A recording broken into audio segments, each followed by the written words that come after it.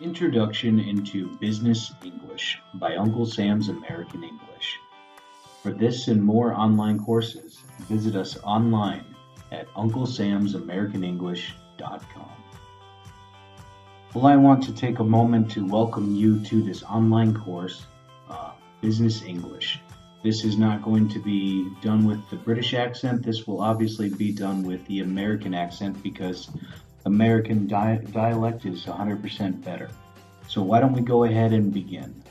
Now that you have completed both level 1 and level 2 of our online courses, I imagine you are looking for something new. You could do any of our other courses, our University English, Business English, Conversational English, Medical English, a whole number of other courses. However, you chose Business English. And I imagine it's because you probably have an office job, you're career motivated, you have a desire to travel. Maybe you just want to have some type of higher education. Whatever the reason is, I'm glad you're here. I'm glad I can have the opportunity to impart something into your life. And one of my biggest passions is Business English. For years, I've had several different corporation jobs where I had to use Business English on a daily basis. We are going to be covering some of the basics here. This is the first level for Business English. So we are obviously going to be starting here at the beginning.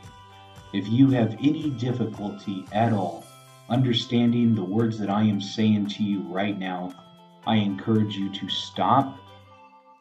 Go back to either level 1 or level 2, review your English, and then come back here. Because throughout the remainder of this course, the English level will get more complex. The vocabulary will increase, the speed of my conversation will increase. I welcome you to this course.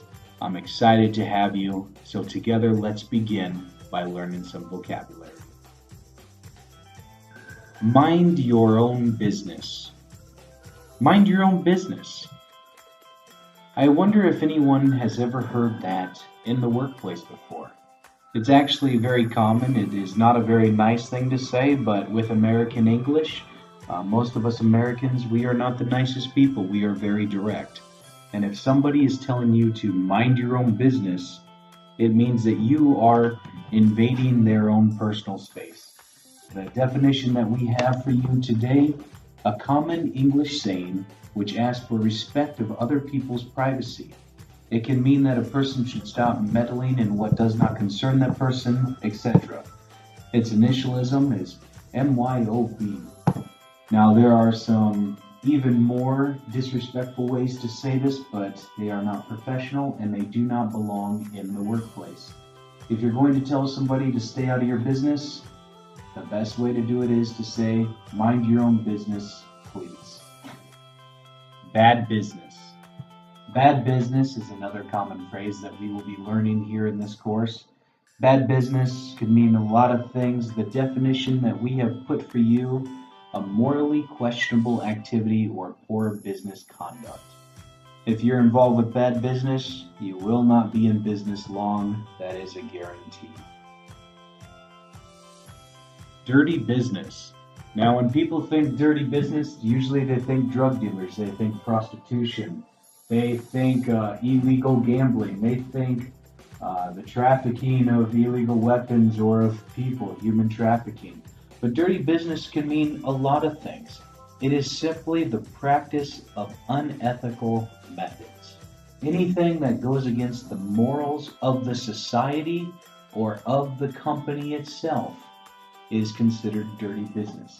Now, every single company, large or small, they all have a public statement that they say is their motto. They say it is their slogan. It is the company statement. And if it goes against this, we consider that dirty business. Personal business.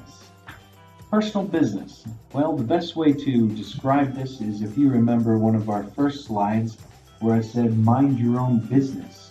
If you think about it, personal business is what they are having a problem with. Personal business just means it is your own importance.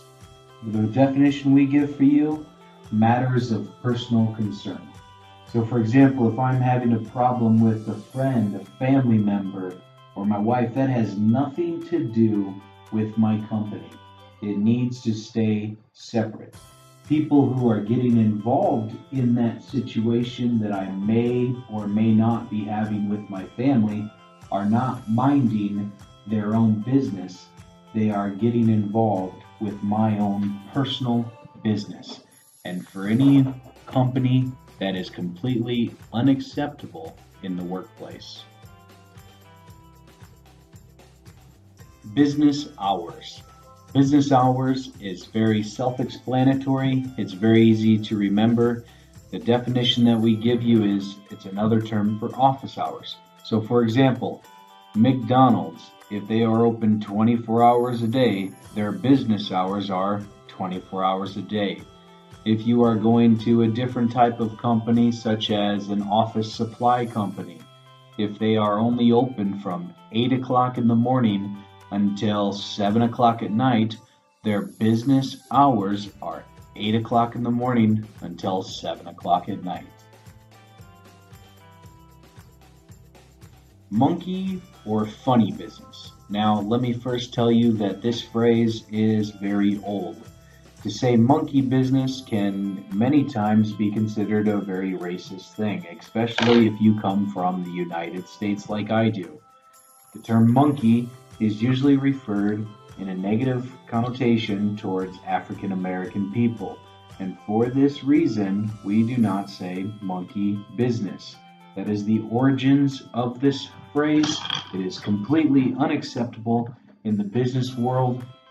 What you would say instead is funny business. Now, funny business basically means wasting time, effort on a foolish project or an activity that is considered silly, stupid, or time wasting. Anything that you are doing that is not making your company money is considered funny business. It's not acceptable in the workplace. Don't do it. Annual business.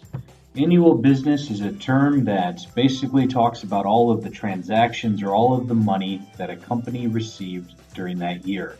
The definition that we have for you, a company's accounts for business transactions for the preceding year, normally given in the form of a presentation or a report. If you are an American or working in the United States, we have a federal program called the IRS, and the IRS demands your annual business reports every year. By April 15th, if you do not have it for them, you will be in trouble. So make sure that you keep your records and be prepared to give an annual business report to whatever government you have to answer to for your business. To be in business.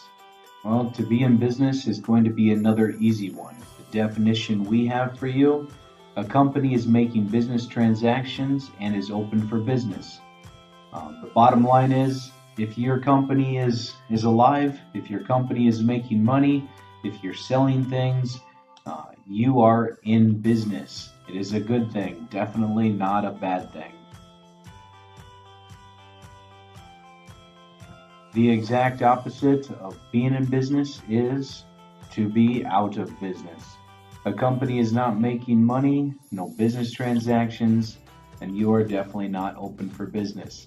If you are out of business, that means your company is a complete failure and it is done. It's time to move on to something new. Booming business. Booming business is something every entrepreneur and every company owner dreams of. The definition we have for you is to grow, to develop, to progress rapidly, to flourish. It means a business is booming. If all of a sudden you are getting a lot more sales and a lot more business than normal, well then guess what? You have a booming business, or your business is booming. To build up business.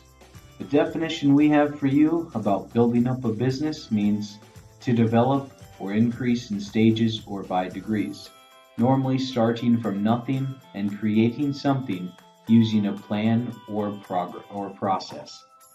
What does that mean simply? It means you have an idea, you take that idea, you make it an absolute reality. It requires a lot of hard work.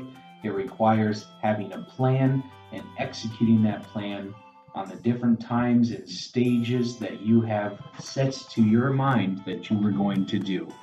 You build up a business slowly. Business competition. I love business competitions. One of the best things about living in a free world, especially like the United States of America, is capitalism. Capitalism basically means if you have an idea, you can guarantee somebody else has that same idea, and they're willing to work harder and do it better and give it to the people at a cheaper price.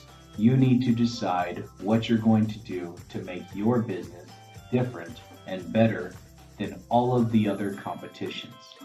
The definition we have for you about business competition: a rivalry in which every seller tries to get what other sellers are seeking at the same time. Sales, profit, market share by offering the best practical combination of price, quality, and service. Where the market information flows freely, competition plays a regular function in balancing demand and supply. Business competition is an absolutely great thing. Business corporations. Dun dun dun. When people hear the word corporation, they instantly think a bad thing. However, if you're a business person or a man or a woman that has a desire to learn about business, corporations are the way to go. A corporation, the definition we have, is a legal entity that is separate and distinct from its owners. Corporations enjoy most of the rights and responsibilities that an individual possesses. That is, a corporation has the right to enter into contracts, loan, borrow money, sue and be sued, hire employees, own assets, and pay taxes. What does that mean for you? It means a corporation is a large company that is now separate from its owners. So, for example, my name is Chris. If I have a company called John Doe's, it is no longer just Chris Busher owning this company. It is now John Doe's, and it is a completely separate company. That company can take out loans from the bank.